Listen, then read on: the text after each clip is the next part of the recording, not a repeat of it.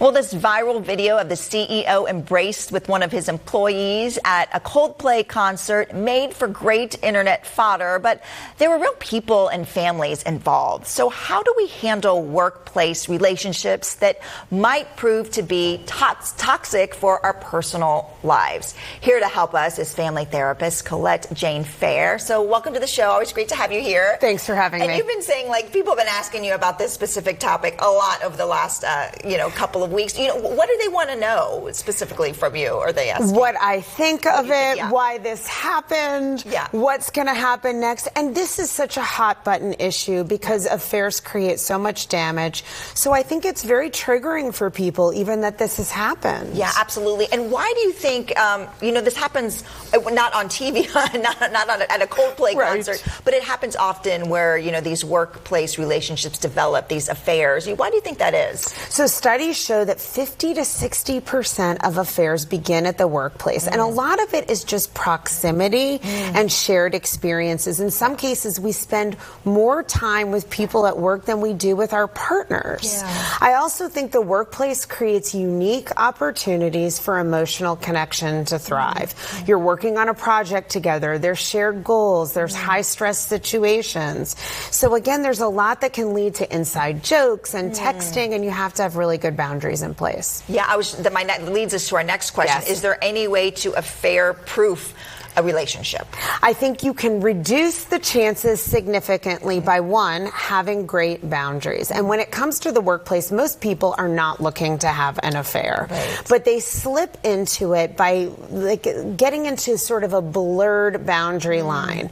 Right? You're close to a coworker, but then you start to text too much, not just about work. You start to share more about your own personal life that really isn't appropriate in that context. So a good rule of thumb is if you wouldn't do it or say it in front of your spouse, don't do it at all. That's a great rule of thumb. So, okay, so let's talk about other relationships that might happen at work.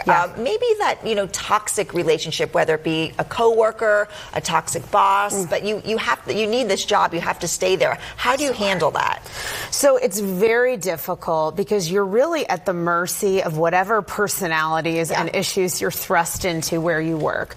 But I do think there are ways to confront certain issues with subtle boundaries and other things more directly and explicitly. So what would be an example, you think, of maybe approaching the other person? Yeah, so if somebody is constantly negative or gossiping, we all know that can contaminate our own mind space. That's one where you could set a subtle boundary where you might just say, I try to keep a positive mind frame. It really helps me focus on work. Changing the subject, removing yourself. If somebody doesn't get the hint, you might have to address it a little more directly. Now, when somebody is criticizing you in front of the team, whether it's your boss or a coworker, I've actually experienced this myself. It's a terrible thing. That's about public humiliation. It's not really constructive. That's got to be addressed directly. And that's where you might say to someone, of course, calmly and diplomatically, because this is the workplace, but you might say, I value your input, but I'd really appreciate if you could come to me in private. And in that example, I would say if that doesn't solve it, document it and bring it to HR. Yeah, I was going to say, when do you bring it to that next step? But I would imagine that a lot of times just addressing it in that manner really kind of stops it, even with the toxic worker that's kind of gossipy or, you just kind of give a subtle hint.